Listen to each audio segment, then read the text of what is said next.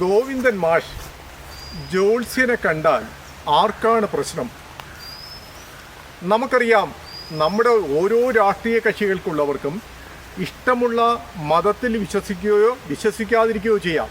ജ്യോത്സ്യനെ കാണുകയോ കാണാതിരിക്കുകയോ ചെയ്യാം. എല്ലാവർക്കും അതിനുള്ള അവകാശമുണ്ട്. ഇന്നാരെ കണ്ടുകൂടാ എന്ന് പറഞ്ഞ് ഇത് ഒരു തിട്ടൂരം പുറപ്പെടുവിക്കുന്നത് ഒട്ടും ആശാവകമായ കാര്യമല്ല. കാരണം ധാരാളം പേർ, ഇപ്പോൾ നമുക്കറിയാം, ഇടതുപക്ഷത്തിലായാലും കോൺഗ്രസ്സിലായാലും BJPയിലായാലും കടുത്ത വിശ്വാസികളുണ്ട്, വിശ്വാസമില്ലാതെ നിരീശ്വരവാദികളുണ്ട്, അതെല്ലാം ഉണ്ട്. അതൊക്കെ അവരവരുടെ ഇഷ്ടമാണ്.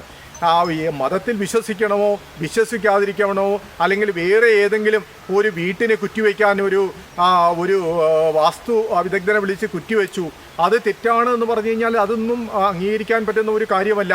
അല്ലെങ്കിൽ വീട്ടിൽ നമ്മളൊരു ഗൃഹപ്രവേശത്തിന് മുമ്പ് ഒരു ഗണപതി ഹോമം നടത്തി, അത് തെറ്റാണോ? തെറ്റൊന്നുമല്ല, എല്ലാവരും ചെയ്യുന്നതാണ്. കാരണം വെച്ചാൽ ഓരോ മതക്കാരും ഇപ്പോൾ നമുക്ക് ഇടതുപക്ഷത്തിലറിയാം, ഇടതുപക്ഷത്തിൽ എല്ലാ മതക്കാരുമുണ്ട്. അവരവരുടെ മതക്കാർ അവരുടെ വിശ്വാസം കാത്തു സൂക്ഷിച്ചുകൊണ്ടാണ് അവരവർ ചെയ്യുന്നത്. അവർ ഒരു വീട് വയ്ക്കുമ്പോഴായാലും ഒരു വിവാഹം നടത്തുമ്പോഴായാലും എല്ലാം ചെയ്യുന്നത്. അപ്പോൾ ചിലപ്പോൾ ഗോവിന്ദ മാഷെ ജ്യോതിഷം നോക്കാനായിരിക്കില്ല പോയത്. അദ്ദേഹം പൊതുവാൾ തന്നെ പറഞ്ഞു, അദ്ദേഹത്തെ കാണാൻ അസുഖ വിവരം അന്വേഷിച്ചാണ് മാഷ് അവിടെ പോയെന്ന് പറഞ്ഞത്. അപ്പോൾ അസുഖ വിവരം അന്വേഷിച്ച് പോയാലും അല്ലെങ്കിലും ഇതുപോലുള്ള കാര്യങ്ങൾ വിവാദമാക്കുന്നത് വളരെ മോശപരമായ കാര്യമാണ്. കാരണം ഇപ്പോൾ കമ്മ്യൂണിസ്റ്റുകാരനായാലും കോൺഗ്രസ്സുകാരനും BJPക്കാരനായാലും ക്ഷേത്രത്തിൽ പോകണമെങ്കിൽ എല്ലാവർക്കും ഒരുപോലെ പോകാം. അല്ലാതെ ആർക്കും ഇന്നാർക്ക് പോകാം ഇന്നാർക്ക് പോയിക്കൂടാ എന്നൊരു തിട്ടൂരമൊന്നും പാടില്ല. എല്ലാവർക്കും പോകും. അപ്പോൾ ജ്യോതിഷനെ കാണണമെന്ന് ആഗ്രഹമുള്ളവർ കാണട്ടെ, അല്ലെങ്കിൽ വാസ്തു വിദഗ്ധനെ കൊണ്ട് വീട് വയ്പ്പിക്കുവാൻ ആഗ്രഹമുള്ളവർ അങ്ങനെ ചെയ്യട്ടെ. ഓരോരുത്തർ അവരവരുടെ ഇഷ്ടത്തിന് ചെയ്യട്ടെ. ഇവിടെ നമുക്ക് അതിന് തടയേണ്ട കാര്യം എന്തുകൊണ്ടാണ്? ഓരോ മനുഷ്യനും ഏതൊരു പാർട്ടിയിൽ വിശ്വസിച്ച് കഴിഞ്ഞാലും അവരുടേതായ ഒരു വിശ്വാസമുണ്ട്. അപ്പോൾ അത് പാർട്ടിയുടെ വിശ്വാസം, പാർട്ടിയുടെ കാര്യങ്ങൾ, പാർട്ടിയുടെ വിശ്വാസം, ഏത് പാർട്ടി ആയാലും പാർട്ടിയുടെ ഒരു കാര്യം ചെയ്യുമ്പോൾ അത് പാർട്ടിയുടെ ഒരു ഭരണഘടന പ്രകാരമായിരിക്കും ചെയ്യുന്നത്. അത് ഇടതുപക്ഷമായാലും കോൺഗ്രസ് ആയാലും BJP ആയാലും. വ്യക്തികൾ ഓരോ കാര്യങ്ങൾ ചെയ്യുമ്പോൾ അവരവരുടെ ഒരു വിശ്വാസം ഉണ്ടായിരിക്കും. ചിലപ്പോൾ എനിക്കൊരു വിശ്വാസം ഇല്ല എങ്കിലും എൻ്റെ ഭാര്യയ്ക്കും മക്കൾക്കും വിശ്വാസമുണ്ടെങ്കിൽ ചിലപ്പോൾ അവർക്ക് വേണ്ടി ഞാൻ പോയെന്ന് വരും. അപ്പോൾ ഞാൻ നല്ല വിശ്വാസിയാണ്, എൻ്റെ ഭാര്യയ്ക്കും മക്കളും വിശ്വാസമില്ലെങ്കിലും എൻ്റെ ഓടൊപ്പം അവർ വന്നെന്നിരിക്കും.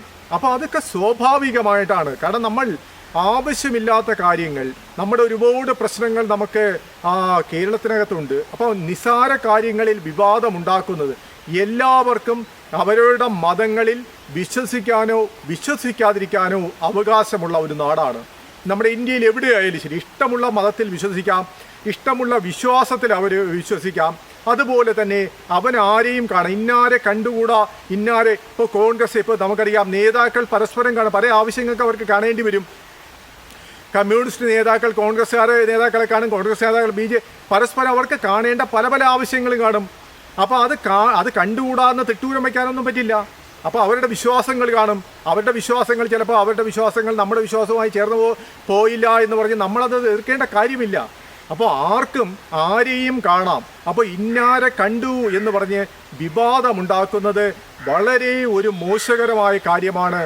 ഇവിടെ ഈ നാട്ടിൽ കമ്മ്യൂണിസ്റ്റുകാർക്ക് ജ്യോത്സ്യനെ കണ്ടുകൂടാ എന്ന് എവിടെയെങ്കിലും എഴുതി വെച്ചിട്ടുണ്ടോ? അപ്പോൾ ഇതൊക്കെ വളരെ മോശം. അവർ ക്ഷേത്രത്തിൽ പോകുന്നവർ ധാരാളമുണ്ട്. അവർ ക്ഷേത്രത്തിൽ പോകട്ടെ. പോകാത്തവരുണ്ട്. പള്ളിയിൽ പോകുന്നവരുണ്ട്, പോകാത്തവരുണ്ട്. ഈശ്വരനിൽ വിശ്വസിക്കാത്തവരുണ്ട്. അവരവരുടെ കാര്യം ചെയ്യട്ടെ. ഓരോരുത്തർക്കും അവരുടെ വിശ്വാസം എങ്ങനെയാണോ ആ വിശ്വാസം വച്ചു പുലർത്തുവാനുള്ള അവകാശമുള്ള ഒരു നാട്ടിൽ ആവശ്യമുള്ളതിനും ആവശ്യമില്ലാത്തതിനും വിവാദമുണ്ടാക്കുക എന്നുള്ളത് വളരെ മോശകരമായ കാര്യമാണ്. അത് ഒഴിവാക്കുന്നതാണ് എല്ലാവർക്കും നല്ലത്.